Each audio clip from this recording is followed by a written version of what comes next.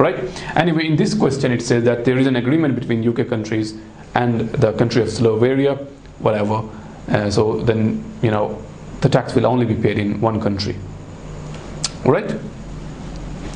So after that it says gift to granddaughter. Owner granddaughter Alona will begin a 3-year university course in September 2017. Owner has agreed to pay Alona £450 per month while she is at university. Now this £450 she is paying in cash. Now she can only pay to her whatever granddaughter or whatever. She can only pay if she can prove to HMRC that she has extra income of this much every month. £450 multiplied by 12, so it will be annual amount. So whatever it is, let me see on calculator, 450 multiplied by 12, £5,400. If she can prove to HMRC that I have got £5,400 extra every year after, you know, paying for my own expenses, I got £5,400 extra, only then she can pay to her granddaughter. That will be perfectly fine, and that will be classified as normal income out of not normal income out of her pocket, which we have seen in our notes anyway. So in order to do that as well, she will have to fulfill few conditions. One is that it will be paid out of income, not capital. Then after paying that, she can maintain her standard of living and like that. All right, so there are a few conditions which you can see on your notes anyway. Undeclared income, we don't have to deal with it anyway. And now in the requirements it says gift to son and granddaughter. A memorandum for the client files that addresses the following issues. We have to make the memorandum. In respect of the son, calculation of the potential reduction in the inheritance tax payable on owner's death as a result of each of the possible gift to one. Farmland will not qualify for business property relief. However, you'll have to consider the availability of APR. So it tells us that there won't be any BPR. However, you'll have to see if there is any APR, agricultural property relief. Agricultural property relief will only be available if we have owned it for specific periods, or if we have not owned and someone else has used it for agricultural purposes for another specific period.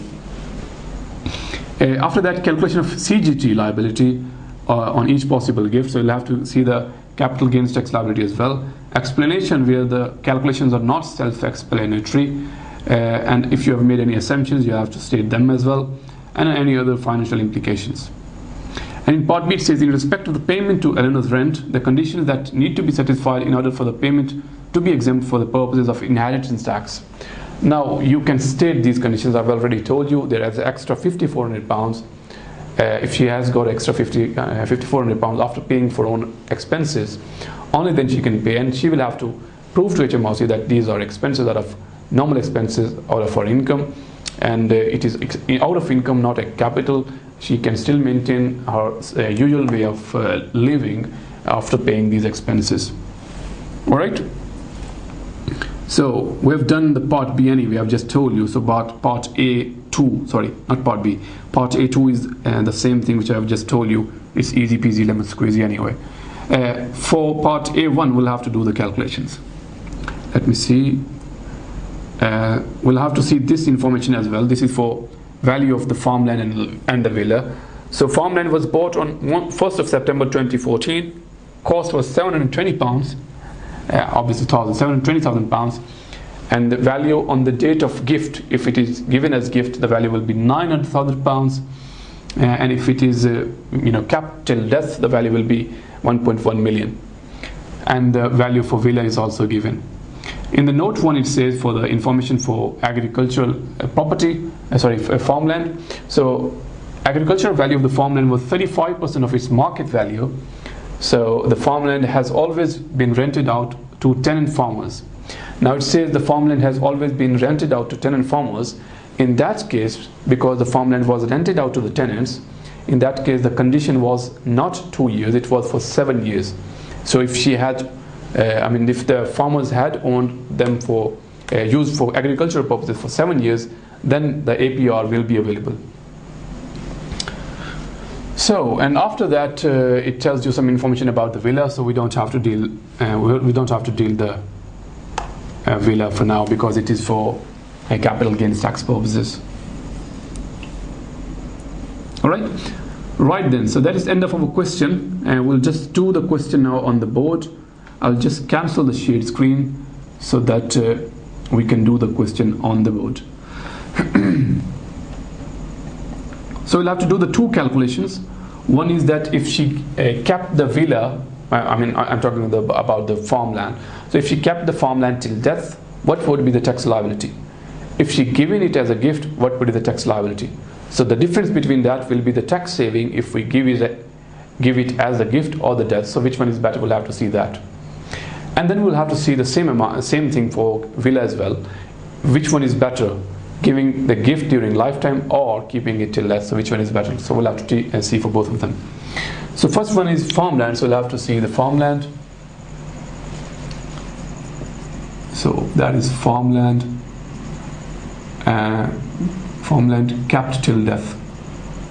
If she keep it till death, then how much would be the tax liability? So farmland kept till death. So what would be the value if she kept it till death? In the attachment section, if we see estimated value at 31st December 2022 of the farmland will be 1.1 million. So market value at death. So market value at death is 1.1 million pounds. Now out of that, we'll have to deduct the agricultural property relief if it is available. Now we will have to see that how many years it has been owned for. So it was bought on September 2014 and it was kept till death, and death date is 2022. So it means that it has been more than 7 years since it was purchased. So APR is available, and APR is 100% of the agricultural value. Remember, now agricultural value in the notes it says it is 35% of the market value.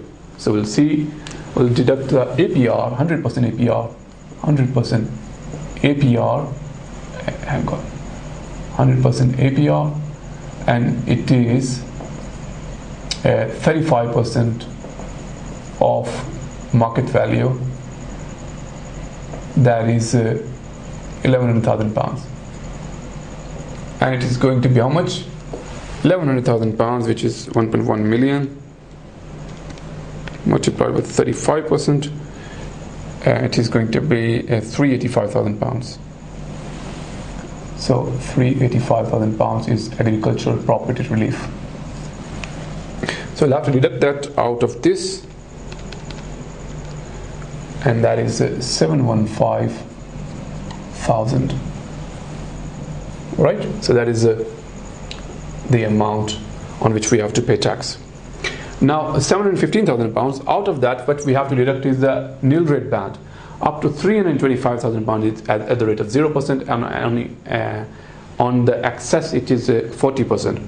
Now we won't be able to get any nil rate band. The reason is because the date of death is in 2022.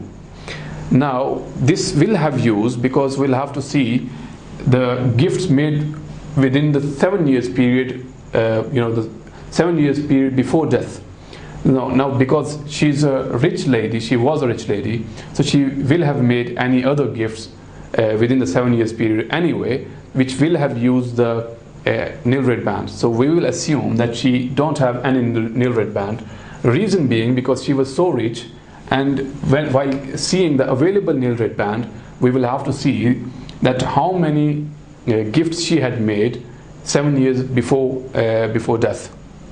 Right?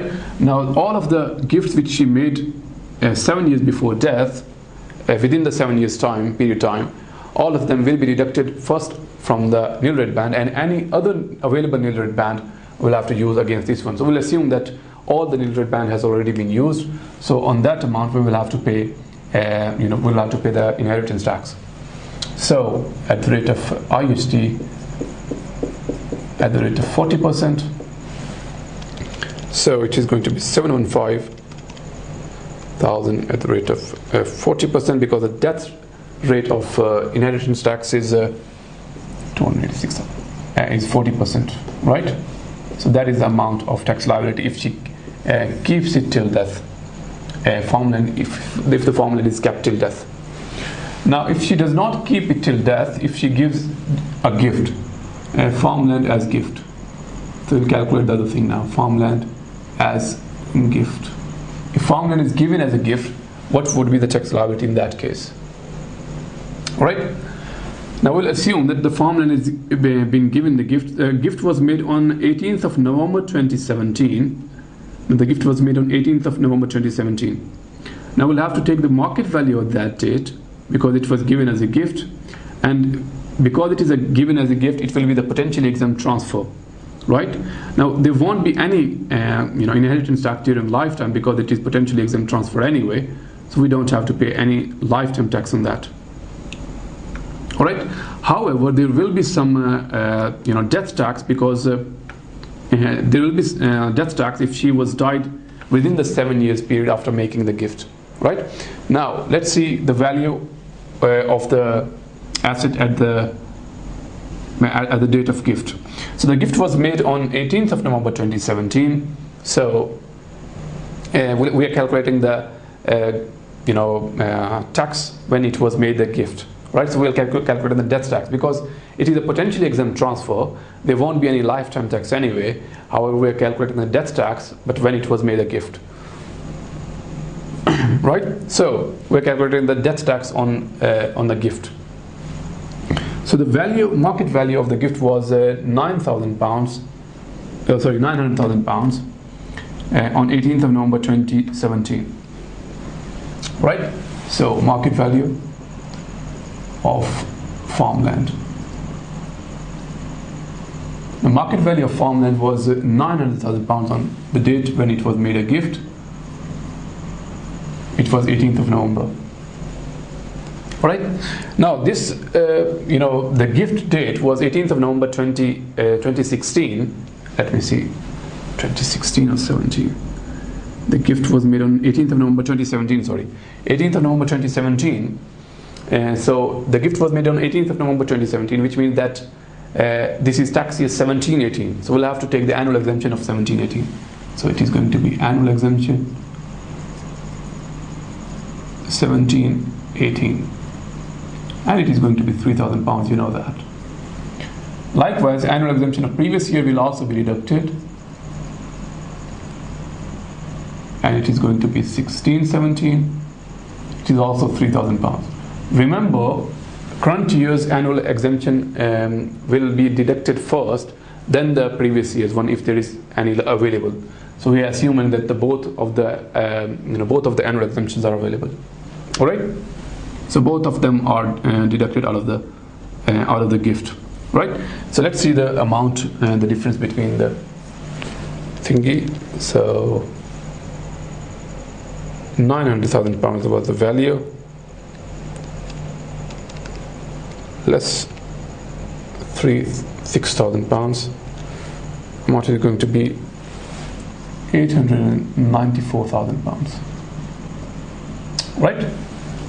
So that is the amount of our, you can say it is a potentially exempt transfer, because it was a gift from one individual to another individual. So, value of PAT, you can say. Right? So £894,000. Now, this is the value on which we have to pay tax. Now, while calculating the tax liability, we know that up to first £325,000, we don't have to pay any tax, because it is at the rate of 0%, and on excess of that, the tax rate is going to be at the rate of 40%. So let's see how much the tax is going to be. Now, because this gift was made on November 2017, so we would assume that all of the nil rate band is available. Alright, so we'll make an assumption of all of the nil rate band is available. So the tax rate is going to be £325,000 at the rate of 0%, and any excess of that, which is going to be 8,940,000 less £325,000. So whatever the difference is, less £325,000, £569,000 at the rate of 40%. 227,600 is the tax liability. Now that is our tax liability. However, because the gift was made on November 2017 and she died in 2022, so it was within the 7 years period, and it was more than 3 years long. So when it was more than 3 years long, then we know that the taper relief will be available on that, right? So we'll have to deduct the taper relief as well. So taper relief, right? Now the taper relief rates are given to us in the notes, so we'll see the notes. Let me grab the notes for us.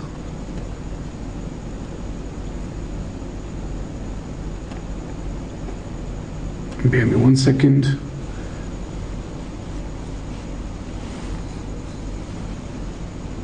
So the gift, the difference between the date of gift and the date of death was from 5 to 6 years. So it says at the rate of 60% will be the taper relief. Taper relief will be at the rate of 60%.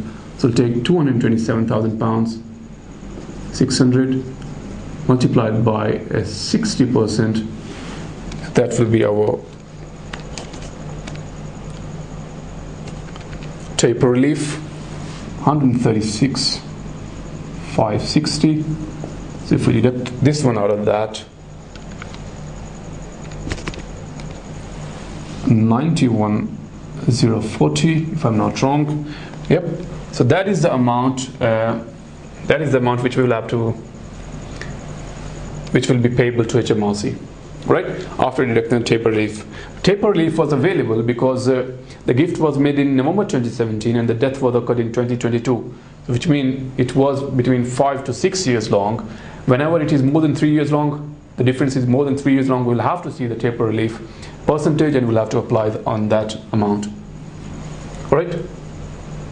So taper relief will be available. And remember, while taking the taper relief, we'll take the tax liability multiplied by whatever the percentage is, depending on how long the difference was, then we'll have to deduct that amount out of that. All right? So that is the amount which will be paid to HMRC. Now another thing as well, we'll have to see the difference between two. Whatever the difference is, that is our cost of making the gift and cost of keeping it till death. So whatever the difference is, that will be our either saving or losing, depending on if we are giving it as a gift or we are keeping it till death. But before we go further, we'll have to consider another thing as well. Please see here, we are using this annual, available nil rate ban of £325,000. Now, because we are using it during our lifetime, we won't be able to use it at death estate, will we? Right? Because we have already used it here. Now, when we have used it here, we won't be able to use it at the date of death, which means we are losing some tax. We will lose some tax. We will have to pay some extra tax. So how much extra tax we will have to pay because we have used the nil rate ban here? So extra tax will be at the rate of 40%. So £325,000 at the rate of 40%. That is the extra tax which we will have to pay because we have used the nil rate ban. If we would not have used the nil rate ban here, then we would be able to use it at death. So that's why that is our opportunity cost, if you remember from your F5 studies. So opportunity cost will also be added because we are considering the decision making. So it is £130,000. So if we add these two, that will be our cost of giving the gift, 221,040, if I'm not wrong, £130,000 plus 91,040, 221,040. Yep. Now the difference between this amount and this amount. So which one is better? If we give it as a gift, it will cost us £221,000. If we keep it till death, the cost is a little extra. So we'll have to see the difference, how much we are better off by making it a gift during lifetime. So £286,000 less 221,040. We are better off by 64,960 if we give it as a gift during lifetime. Right? Now that is for our farmland. Now if we look at the villa as well, Now the villa, I've already told you about the villa anyway. You know, for our villa, the information is already given to us that because of the agreement between two countries, we'll only have to take the difference between the tax which we have to pay at death and the tax which we will have to pay during our lifetime. So if we keep the villa till death, for our villa, I'm just doing it here just to show you. You can just do it beneath that neatly. I'm just showing you how it works. So for villa, we'll have to take the tax at death. Tax at death is going to be how much?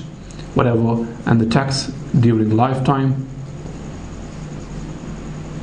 During lifetime gift. So whatever the difference is between that. So if we make it a gift, it is going to be £34,000. And if we keep it till death, it is going to cost us £117,000. Right? So whatever the difference between these two is, that is the amount which we are better off by making it a gift during our lifetime, as far as villa is concerned. Right? So it is saving of £136,000. Now please remember, I told you that while considering whether to make a lifetime gift or not, there are a few things to consider. If you go to your notes, factors to consider while making a gift during lifetime. There were different factors. Now among them factors, another factor was that we'll have to see the capital gain tax as well, not only this inheritance tax, because on these gifts we will have to pay capital gains tax as well, both for farmland and for villa. So we'll see that that is the tax saving for this one. So we'll have to see. We'll have to see that how much a capital gains tax we will have to pay. Then whatever the difference is between them two, that is the eventual saving of making the gift, because that is the saving if we make it as a gift.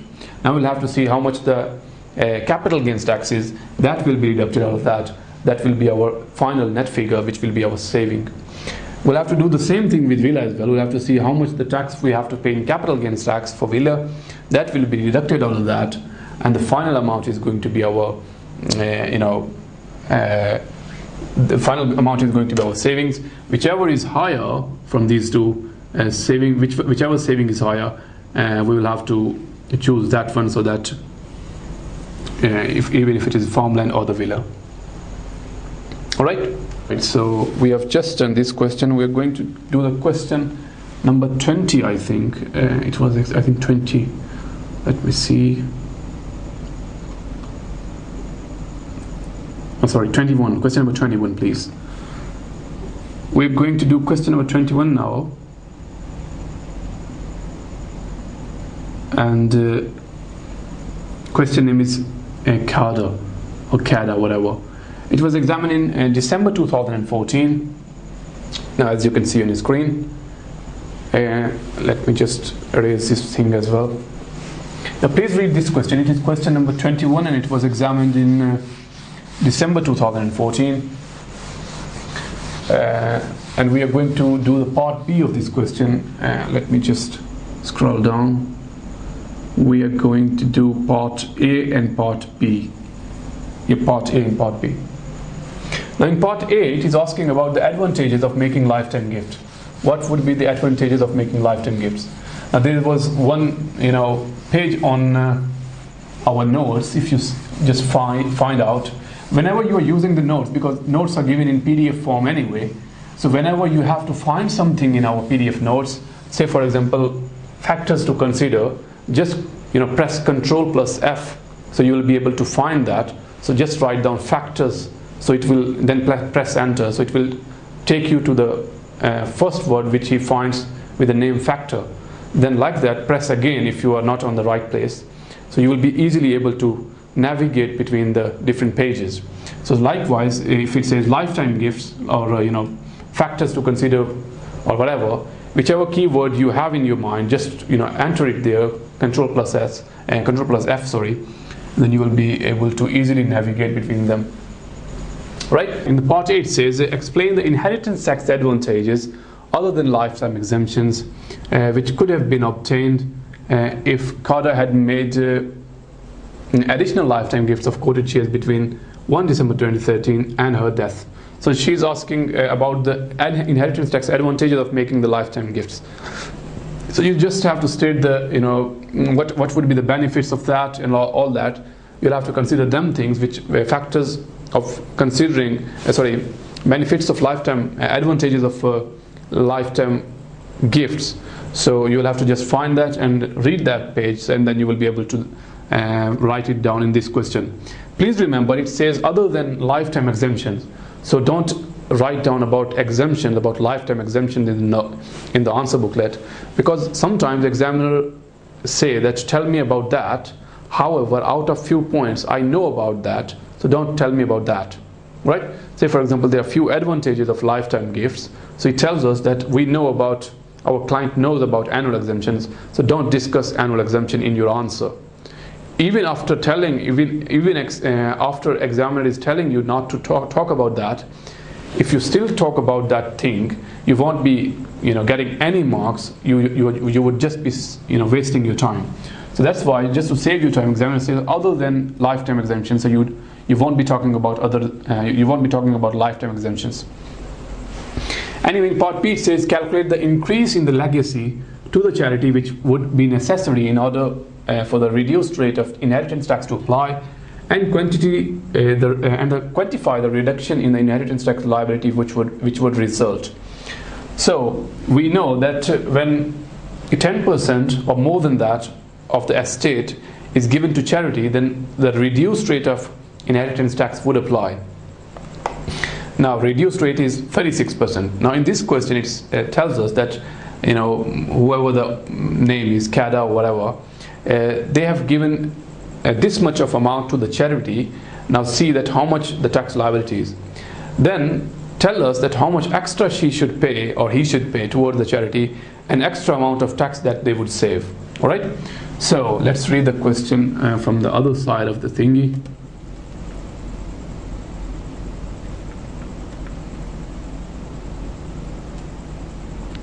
So it says that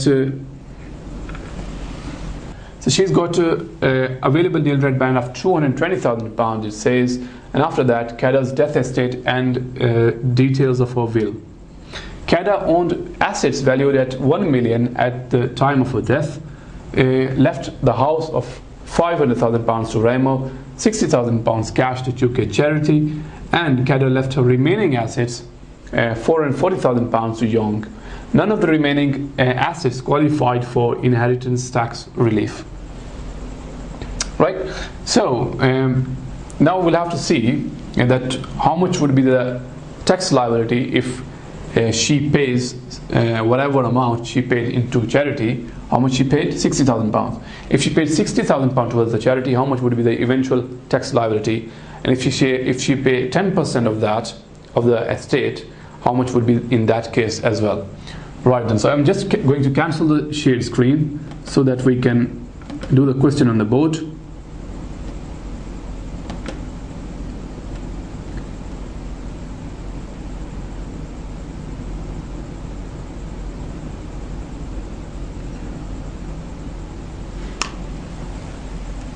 Right then, so it says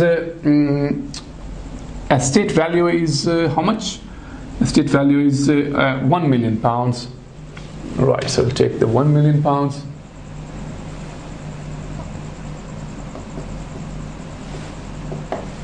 And that is value of estate.